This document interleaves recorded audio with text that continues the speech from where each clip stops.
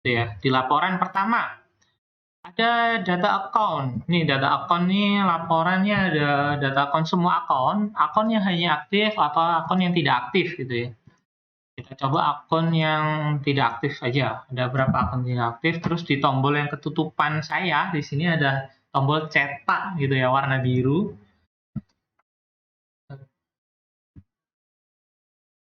Bentar, coba kalau saya ginikan. Nah, nih kelihatan tombol cetak warna biru gitu ya. Tapi jadi banyak hitam-hitamnya, jelek. Oke, saya usarin lagi. Nanti dia muncul bentuknya PDF ini. Nah, nih akun-akun yang tidak aktif gitu ya. Atau orang-orang yang mungkin udah keluar dari koperasi, jadi usernya kita nonaktifkan atau apa. Oke, itu di laporan data account. Dan lalu ada cetak KTA di laporannya. Jadi seumpama kita mau nyetak gitu, saya mau nyetak punya saya ini ya, kita klik terus kita di sini print. Nah, ini formatnya Setiabudi Utama, terus ini nomor-nomornya. Terus ini formatnya bisa dirubah template-nya sesuai dengan template dari punya koperasi, ya. Boleh. Nanti template-nya dikasihkan aja ke kita, nanti ada settingan konfigurasinya. Oke, yang pertama laporan itu laporan account ada dua ya, laporan data account itu ada dua, ada ini saya bersihkan dulu bentar. Laporan account ada data account sama cetak KTA. Oke, selanjutnya adalah simpanan. Nah, di simpanan ini ada yang pertama posisi simpanan. Nah, posisi simpanan ini kita cetak mau tanggal berapa gitu ya. Posisi simpanan ini simpanan kita ada di mana? Saya ambil contoh nih. Kelompok satu aja ya, karena nanti kalau cukup lama. Misal ini saya simpanan tabungan lah gitu. Bentar, simpanan tabungan. Ini sebenarnya ada pop-up-nya gitu ya, tapi saya nggak tahu, nggak muncul di sini. Oke, kita cetak.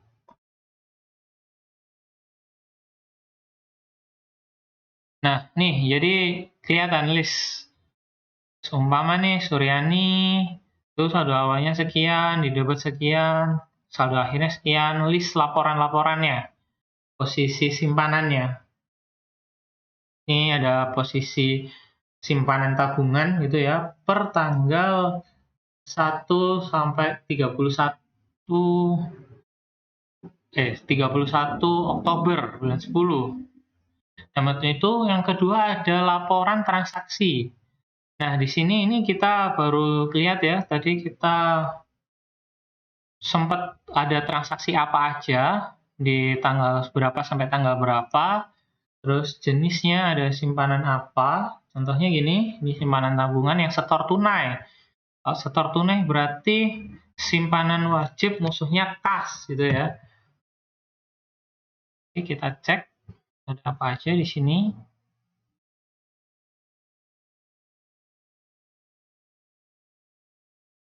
Terus nggak pakai.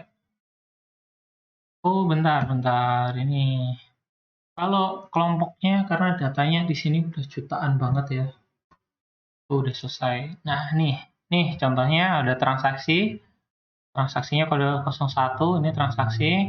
Nanti jurnalnya itu nggak perlu satu orang satu, jadi kita tinggal pakai totalnya berapa kita jurnalkan. Jadi nggak perlu satu orang transaksi ini satu, nggak perlu. Jadi kita print aja nanti laporan rekapnya jurnalnya cuma satu per transaksi gitu ya. Oh, kelilipan. Oke, laporan simpanan. Lalu ada kartu simpanan. Nah, kalau kartu simpanan ini adalah detail transaksi dari tiap simpanan. Ini saya ambil contoh, ini ya, Siti Sofia. Mungkin ada namanya. Saya besarin.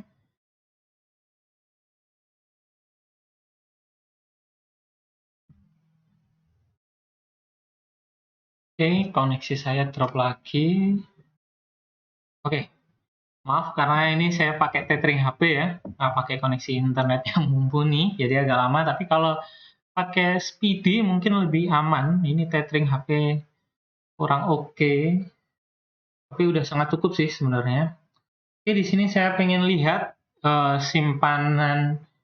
nomor simpanan sekian gitu ya. Ini jadi nomor simpanannya, nomor simpanan sekian. 112 ini simpanan wajib plafon ini ya. Bentar. Simpanan wajib plafon. Oh, oke. Saya cari yang lain. Saya ingin cari simpanan tabungan dari Bu Siti Sofia. Oke, simpanan tabungan. Nah, nih, simpanan tabungan dari punya Siti Sofia ya. Kita klik di sini. Lalu akan muncul buku tabungannya gimana. Nah, ini pernah tabungan awalnya di debit, saldo akhirnya sekian. Nah, ini komplit ya. Di menu laporan, lalu kartu simpanan. Oke, setelah itu ada cetak buku simpanan. Nah, di cetak buku simpanan ini, bentar, ini saya close dulu. Di cetak buku simpanan ini, itu adalah rangkuman dari beberapa kartu simpanan. Kalau tadi tolak ukurnya di kartu simpanan adalah nomor kartu simpanannya, kalau di sini udah berdasarkan rekom. Jadi satu orang yang tadi kita jelasin itu dia punya simpanan apa aja di kita. Di Sofia. Nah, ini contohnya. Di Sofia. Klik. Nah, Bu Siti Sofia itu punya 13 kartu simpanan di kita ya. Saldo akhirnya ini. Nah, ini adalah menu laporan cetak buku simpanan. Oke, masuk ke pinjaman. Nah, pinjaman ini juga nggak jauh beda ya. Kalau posisi simpanan sama posisi pinjaman tadi sama. Menunya sama, transaksi juga sama. Jadi di sini tadi siapa aja yang ngangsur, terus ngangsurnya. Misal nih, ini kelompok 1 sampai kelompok 1. Ini ya. Saya melihat dari kelompok 1 aja biar nggak banyak-banyak. Terus kredit tanggung renteng dan dia bayar tunai. Ada siapa aja? Oh, nggak ada yang bayar tanggal segini sama segini. Mungkin ini saya ubah dari tanggal 1 Januari lah sampai tanggal 31 Oktober. Kita cek. Oh, bentar-bentar, saya salah. Ini dari kelompok 1 sampai kelompok 1, bukan kelompok 2 sampai kelompok 1. Oke. Nah, ini muncul nih. Ya, dia bayar apa aja mulai tanggal itu namanya. Untuk melihat transaksinya bisa berdasarkan cuma tanggal aja, bisa. Kalau jurnal saya sarankan ini tiap hari ya. Jadi misal tanggal 15 ya nanti sama tanggal 15. Jadi tiap misal pagi kita terima angsuran, nanti kita tutup jam 3, mungkin jam 3 sampai jam 4 kita cetak laporan transaksi hariannya lalu kita jurnalkan langsung. Oke, itu sama. Kartu pinjaman juga sama. Kartu pinjaman ini berarti tiap nomor PK itu ada ceritanya gitu ya. Contoh aja nih. Saya pilih aja. Pilih yang nomor inilah contohnya, kita pilih ini. Nah, ini dia gimana sisa pokoknya dibayar berapa. Terus komplit banget di sini. Margin total angsurannya berapa, sisa pokok, sisa marginnya berapa. Sampai berkurang bahkan sampai lunas. Nanti ini belum lunas nih. Nanti kalau lunas harusnya 0 di sini ya. Cetak kartu. Begitu juga di buku pinjaman. Di buku pinjaman ini kayak di buku simpanan, itu satu orang punya kartu pinjaman berapa di kita. Nah, untuk realisasi ini juga sama. Jadi kita untuk menjurnalnya tinggal nggak usah satu-satu juga bisa gitu ya. Tapi kalau saran kalau saya realisasi di jurnal satu-satu tiap orang karena itu kas keluar gitu ya. Kas keluar tiap kas keluar aja dijurnalkan. Tapi enggak gitu pun juga bisa. Jadi satu hari realisasi ini jurnalnya satu. Oh, kita koperasi jurnal ke orang ini aja. Jadi lampirannya daftar realisasi, nanti jurnalnya langsung ke total pun juga nggak masalah. Oke, terus di sini ada kolektabilitas. Kolektabilitas ini adalah utang-utang yang nunggak. Itu bisa kita cek di sini. Dan kolektabilitas ini kita bagi jadi beberapa jenis gitu ya. Ada kolektabilitas 1, mungkin yang nunggak selama 1 bulan. Kolektabilitas 2, yang nunggak 3 bulan. Kolektabilitas 3 yang udah setahun nunggak. Nah, itu kita bisa. Bentar. Ini kita bikin contoh di kelompok 1 saja. Oke. Nah, ini kolektabilitasnya ya. Jadi, di kelompok 1 per tanggal 31 Oktober gitu ya. Karena ini datanya sampai 31 Oktober, itu kita harus punya nagih siapa aja gitu.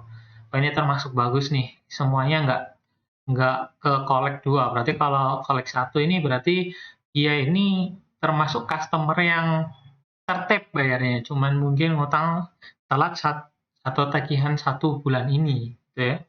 Kalau kolek 2 itu mungkin yang telat berapa bulan. Oke, itu untuk kolektabilitas. Lalu kita bisa ngecek juga daftar tagihan. Seumpama daftar tagihan nih, kita mau cek siapa saja yang harus kita tagih. Itu daftar tagihan tanggung renteng gitu ya. Contohnya untuk kelompok 1. Oke, saya pilih dulu kelompok 1 di sini. Oke, cetak.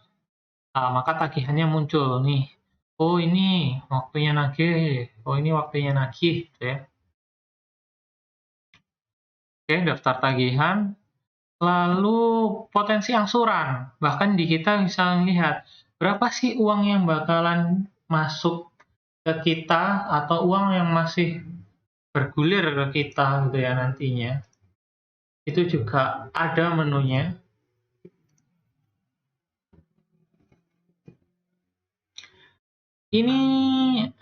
Nah ini menunya masih ada yang harus ditagih itu potensi uang kita yang masih bergulir ke anggota kita tuh masih berapa banyak.